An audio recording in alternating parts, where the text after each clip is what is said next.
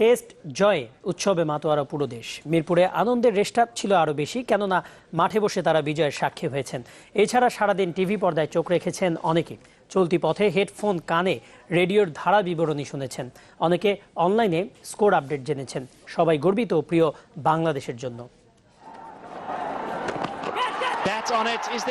আলোচনায় Bangladesh England Dhaka test. পথে ঘাটে সবখানে যে যেভাবে পেরেছেন খবর রেখেছেন বাংলাদেশের সাফল্যের। টিভির শোরুমগুলোর সামনে দর্শকের প্রার্থনা আর অপেক্ষায় ক্ষণগণনা, কখন আসবে ইংল্যান্ডের বিপক্ষে কাঙ্ক্ষিত সেই জয়ের মুহূর্ত।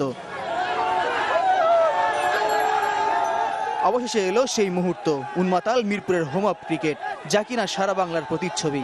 ইংল্যান্ডের বিপক্ষে মিরাজ, তামিম, সাকিবদের প্রথম টেস্ট জয় উদযাপন। বাংলাদেশে আরো যদি এর চেয়ে শক্তিশালী প্লেয়ার দল আসতে চায়, তা তো চ্যালেঞ্জ দিতে আমরা রাজি আছি। মুরলদের মধ্যে প্রথম মুরলে আমরা আজকে পরাজিত করেছি। আমরা একে একে করে সব মুরলদেরকে পরাজিত করব। মাত্র 2 টেস্টের ছোট্ট ক্যারিয়ারে ক্রিকেট পাগল সমর্থকদের মনে আলাদা জায়গা করে নিয়েছেন সিরিজ সেরা মেহেদী হাসান মিরাজ। মিরাজ ও সাকিব ভাইয়ের মতো প্লেয়ার পেয়ে আমরা আরো উল্লাসিত। করে করে এমন সন্তানের জন্ম হোক, এমন খেলোয়াড়ের জন্ম হোক। ছেলের 50তম টেস্ট ম্যাচ জয়ে গর্বিত অধিনায়ক মুশফিকুর রহিমের বাবা। খুবই ভালো লাগছে। মুশফিক যদি আরেকটু রান করতে পারতো তাহলে আরো ভালো লাগতো। মুগ্ধ করেছে দলগত পারফরমেন্সও। তাই তো হুঙ্কার, উল্লাস, উচ্ছ্বাস সব টাইগারদের জন্যই।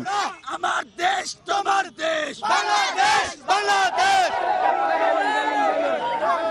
ইংল্যান্ডের বিপক্ষে বাংলাদেশের প্রথম টেস্ট জয় যেমন দেশের ক্রিকেটকে নিয়ে গেছে অন্য উচ্চতায়, তেমনি দর্শকদেরকে ভাসিয়েছে আনন্দের সাগরে।